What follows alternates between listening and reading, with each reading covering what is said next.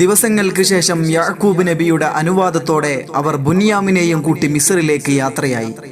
പുറപ്പെടുന്നതിന് മുമ്പ് യാക്കൂബ് നബി അലൈഹിസ്സലാം ചില നിർദ്ദേശങ്ങൾ നൽകിയിരുന്നു. അത് ഇപ്രകാരമായിരുന്നു: നിങ്ങൾ മിസ്റിലെത്തിയാൽ എല്ലാവരും ഒരേ വഴിക്ക് അവിടെ പ്രവേശിക്കരുത്. പല മാർഗങ്ങളിൽ കൂടി നിങ്ങൾ അകത്തേക്ക് പ്രവേശിക്കാവൂ. എന്നിട്ട് അദ്ദേഹം പറഞ്ഞു, അള്ളാഹുവിങ്കിൽ നിന്നുള്ള ഒരാപത്തും നിങ്ങളിൽ നിന്നു തട്ടിക്കളയാൻ ഞാൻ പ്രാപ്തനല്ല. അധികാരം അള്ളാഹുവിനല്ലാതെയില്ല. അവനെ ഞാൻ ഭരമേൽപ്പിച്ചിരിക്കുന്നു. ഭരമേൽപ്പിക്കുന്നവർ അവനെ തന്നെ ഭരമേൽപ്പിച്ചു കൊള്ളട്ടെ. അങ്ങനെ അവർ പിതാവിന്റെ നിർദ്ദേശമനുസരിച്ച് തന്നെ മിസ്റിൽ പ്രവേശിച്ചു. അള്ളാഹുവിന്റെ ഒരു വിധിയും അവർക്ക് തടസ്സമായി വന്നില്ല. യാക്കൂബ് നബി അലൈഹിസ്സലാമിന്റെ അഭിലാഷം അവർ നിറവേറ്റി. അവർ 2 പേരായി പ്രവേശിച്ചപ്പോൾ ബുനിയാമിൻ തനിച്ചായി. യൂസഫ് നബി അലൈഹിസ്സലാം അദ്ദേഹത്തോടൊപ്പം പ്രവേശിച്ചു എന്നും ചരിത്രത്തിൽ കാണുന്നുണ്ട്. അന്നവിടെ വെച്ച് യൂസഫ് നബി അലൈഹിസ്സലാം ബുനിയാനുമായി സംസാരിച്ചു. ചെറുപ്പത്തിൽ നിനക്ക് നഷ്ടപ്പെട്ട ജ്യേഷ്ഠൻ യൂസഫാണ് താൻ എന്ന സത്യം യൂസഫ് നബി അലൈഹിസ്സലാം തന്റെ അനിയനെ അറിയിച്ചു. ഇത് കേട്ട ബുനിയാമിൻ അത്ഭുതപ്പെട്ടതിനും സന്തോഷിച്ചതിനും അതിരുകളില്ലായിരുന്നു. അവർ ഇരുവരും സന്തോഷം പങ്കുവെച്ചു. തുടർന്ന് നബി പിതാവിന്റെ വിശേഷങ്ങൾ ചോദിച്ചു. പ്രിയ ജ്യേഷ്ഠ, അങ്ങയെ നഷ്ടപ്പെട്ട ദുഃഖഭാരത്താൽ കരഞ്ഞു കരഞ്ഞ് പിതാവിന്റെ കണ്ണിന് കാഴ്ച നഷ്ടപ്പെട്ടു പോയിരിക്കുന്നു. അങ്ങയെക്കുറിച്ചു പറഞ്ഞു വിലപിക്കാത്ത നിമിഷങ്ങൾ വിരളമാണ്. അനിയ, എല്ലാം റബ്ബിന്റെ തീരുമാനമാണ്. ബുനിയാമിൻ, ഞാൻ നിന്നോട് പറഞ്ഞതായ കാര്യങ്ങൾ ജ്യേഷ്ഠന്മാർ അറിയാതെ രഹസ്യമായി നീ വെക്കണം എന്ന് യൂസഫ് നബി അലൈഹിസ്സലാം തന്റെ അനിയനോട് പറഞ്ഞു. ജ്യേഷ്ഠ, അങ്ങയെ പിരിയേണ്ടി വരുന്നതിൽ എനിക്ക് ദുഃഖമുണ്ട് എന്ന് നബിയോട് ബുനിയാമിൻ പറയുകയും ചെയ്തു. അപ്പോൾ യൂസഫ് നബി അലൈഹിസ്സലാം പറഞ്ഞു, നീ വിഷമിക്കാതിരിക്കൂ, അതിനു ഞാൻ ഒരു സൂത്രം പ്രയോഗിക്കാം. ഇപ്പോൾ നീ അവരുടെ കൂട്ടത്തിൽ പോയിരിക്കൂ. അതിനുശേഷം അസീസ് അവർക്കു വേണ്ട സാധനങ്ങൾ അളന്നു ചാക്കിലാക്കി കൊടുക്കുവാൻ തന്റെ ഭണ്ഡാരം സൂക്ഷിപ്പുകാരോട് കൽപ്പിക്കുകയും അവർ അതുപ്രകാരം ഓരോരുത്തർക്കുമുള്ള ധാന്യങ്ങൾ അളന്നു പൊതിഞ്ഞു കൊടുക്കുകയും ചെയ്തു. മുൻകൂട്ടി നിശ്ചയിച്ച പ്രകാരം ബുനിയാമിന്റെ ചാക്കിൽ അളവുപാത്രം നിക്ഷേപിക്കുകയും ചെയ്തു. അവർ യാത്ര പറഞ്ഞു പിരിഞ്ഞു പോകുവാൻ ഒരുങ്ങിയപ്പോൾ ഒരു ദൂതൻ ഓടി വന്ന് യൂസഫ് നബിയോടായി പറഞ്ഞു, പ്രഭോ, ഭണ്ഡാരത്തിലെ അളവുപാത്രം നഷ്ടപ്പെട്ടിരിക്കുന്നു. ആരോ അത് കട്ടെടുത്തിരിക്കുന്നു.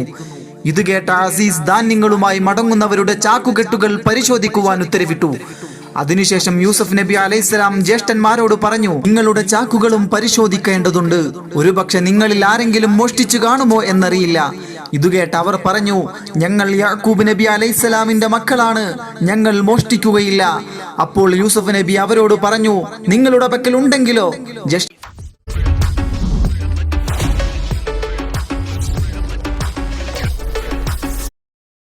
ജ്യേഷ്ഠന്മാർ പറഞ്ഞു, രാജനീതി അനുസരിച്ച് ഞങ്ങളെ ശിക്ഷിക്കാം.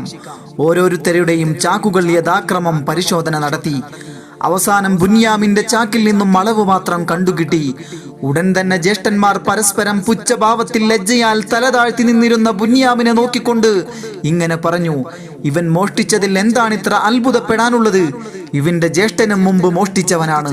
ബുനിയാമിൻ ലജ്ജിച്ചു തലതാഴ്ത്തി. നീ പിതാവിന്റെ പേര് കളങ്കപ്പെടുത്തിയിരിക്കുന്നു. ഇത് കേട്ട യൂസഫ് നബി അലൈഹിസ്സലാം സൗമ്യമായ ഭാഷയിൽ ജ്യേഷ്ഠന്മാരോട് പറഞ്ഞു, നിങ്ങൾ മോശമായ നിലപാടുകാരാണ്.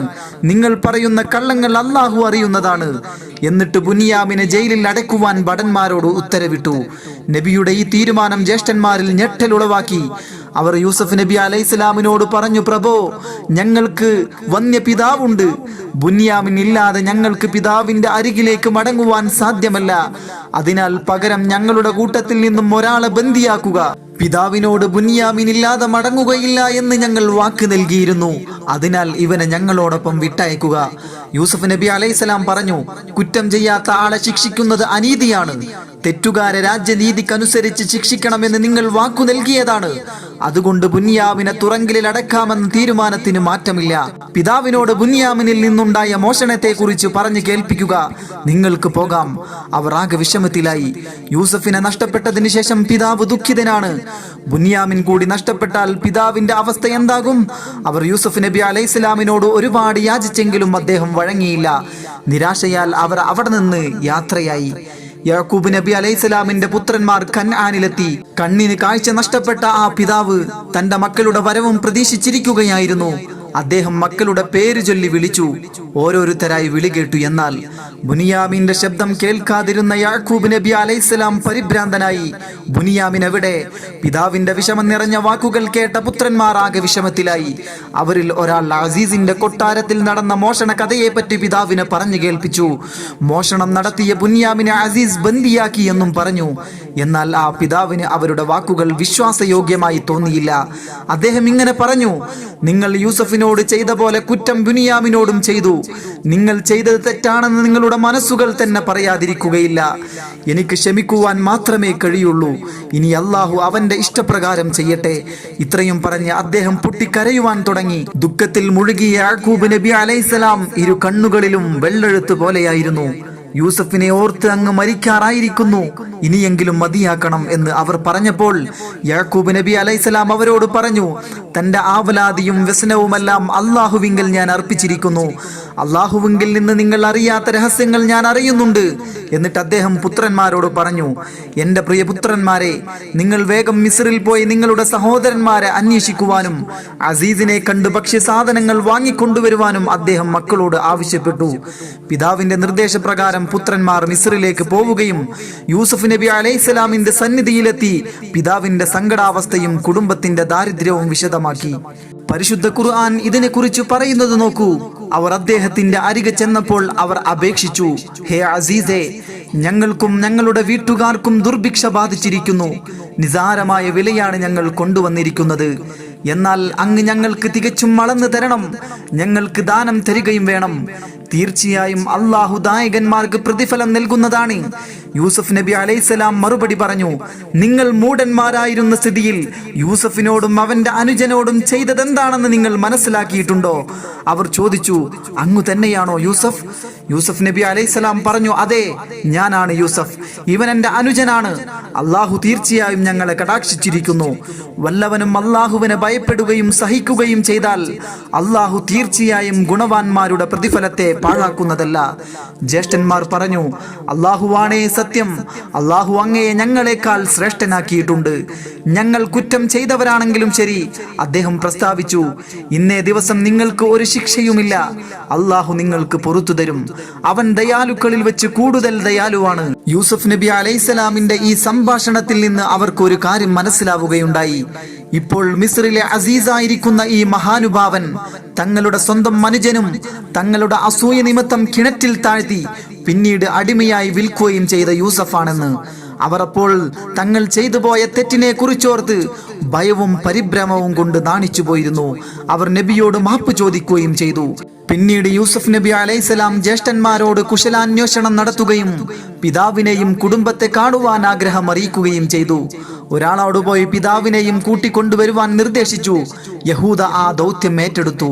യഹൂദയോട് ബഷീർ എന്ന അടിമയെ കൂട്ടിക്കൊണ്ടുപോവാൻ നബി നിർദ്ദേശിച്ചു. എന്നിട്ട് ഒരു ഉടുപ്പ് ജ്യേഷ്ഠന്റെ കൈവശം കൊടുത്തിട്ട് നബി പറഞ്ഞു: ഇതു പിതാവിന്റെ മുഖത്തിലിട്ടാൽ കാഴ്ച തിരിച്ചു കിട്ടും. എത്രയും വേഗം പിതാവുമായി മടങ്ങി വരിക. അവർ ഇരുവരും കൻആനിലേക്ക് യാത്ര തിരിച്ചു. അവർ കൻആനിൽ പ്രവേശിച്ചപ്പോൾ പുത്രന്റെ വാസന അദ്ദേഹം ആസ്വദിച്ചു.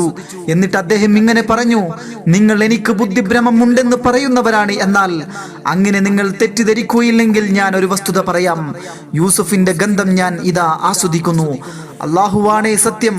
അങ്ങ് ഇപ്പോഴും ആ പഴയ തെറ്റിദ്ധാരണയിൽ തന്നെ അകപ്പെട്ട് സംസാരിക്കുകയാണ് ചെയ്യുന്നത് എന്ന് അദ്ദേഹത്തിന്റെ പുത്രന്മാരടക്കം ആ വീട്ടിലുണ്ടായിരുന്നവരെല്ലാം മറുപടി പറഞ്ഞു. ബഷീർ കൻആനിലെത്തുകയും വഴിതിരിക്കുന്നതിനിടയിൽ ബഷീർ നഷ്ടപ്പെട്ട തന്റെ മാതാവിനെ കണ്ടുമുട്ടുകയും ചെയ്തു. വർഷങ്ങൾക്ക് മുമ്പ് പുത്രവാത്സല്യത്താൽ സ്വാർത്ഥനായ യാക്കൂബ് നബി അലൈഹിസ്സലാം ബുന്യാമിനെ വളർത്തുവാൻ വന്ന അടിമ സ്ത്രീയുടെ മകനെ കച്ചവട സംഘത്തിന് വിറ്റിരുന്നു. ആ കുഞ്ഞായിരുന്നു ബഷീർ.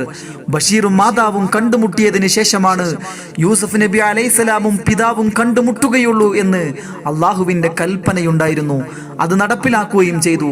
യൂസഫ് നബി അലൈഹിസ്സലാം കൽപ്പിച്ച പോലെ തന്നെ ബഷീർ ഉടുപ്പ് യാക്കൂബ് നബി അലൈഹിസ്സലാമിന്റെ മുഖത്തേക്ക് ചേർത്ത് പിടിച്ചു. ഉടനെ തന്നെ നബിയുടെ കാഴ്ച തിരിച്ചു കിട്ടി. നിങ്ങൾ അറിയാത്തത് അള്ളാഹുവിങ്കിൽ നിന്ന് ഞാൻ അറിയുന്നുവെന്നു ഞാൻ നിങ്ങളോട് പറഞ്ഞിരുന്നില്ലേ എന്ന് അദ്ദേഹം പറയുകയുണ്ടായി. അപ്പോൾ യാക്കൂബ് നബി അലൈഹിസ്സലാമിനോട് മക്കൾ അത്യധികം വിഷമത്തോടെ അപേക്ഷിച്ചു: ഞങ്ങളുടെ പിതാവേ, ഞങ്ങളുടെ പാപം പുറത്തു തരുവാൻ അങ്ങ് അള്ളാഹുവിനോട് അപേക്ഷിക്കണം. ഞങ്ങൾ തീർച്ചയായും തെറ്റുകാരായിരുന്നു. തീർച്ചയായും ഞാൻ എൻ്റെ രക്ഷിതാവിനോട് നിങ്ങൾക്ക് വേണ്ടി മാപ്പിന് അപേക്ഷിക്കുന്നുണ്ട്. തീർച്ചയായും അള്ളാഹു പൊറുക്കുന്നവനും കരുണാനിധിയുമാണ്. യാക്കൂബ് നബി അലൈഹിസ്സലാം മറുപടി നൽകി. ബഷീർ യൂസഫ് നബി അലൈഹിസ്സലാമിന്റെ സന്ദേശം യാക്കൂബ് നബിക്ക് കൈമാറി. കത്ത് വായിച്ച നബിയുടെ ഉള്ളം നിറഞ്ഞു. അള്ളാഹുവിനെ സ്തുതിച്ച് യാക്കൂബ് നബി അലൈഹിസ്സലാമും സംഘവും മിസ്റിലേക്ക് യാത്രയായി. യാക്കൂബ് നബിയും സംഘവും മിസ്റിൽ എത്തിച്ചേർന്നു. അവരെ സ്വീകരിക്കാൻ മിസ്ർ പട്ടണം അണിഞ്ഞൊരുങ്ങിയിരുന്നു. യൂസഫ് നബി അലൈഹിസ്സലാമിന്റെ അരികിൽ പ്രവേശിച്ചപ്പോൾ അദ്ദേഹം എല്ലാവരെയും വാരിപ്പുണർന്നു. അവർ പരസ്പരം സ്നേഹാദരങ്ങൾ പങ്കുവെച്ചു. ഈ രംഗങ്ങൾ വാനവും ഭൂമിയും സാക്ഷ്യം വഹിച്ചു. യൂസഫ് നബി അലൈഹിസ്സലാം പിതാവിനെയും മാതാവിനെയും സഹോദരന്മാരെയും മറ്റുമെല്ലാം കൊട്ടാരത്തിലേക്ക് ആനയിച്ചു.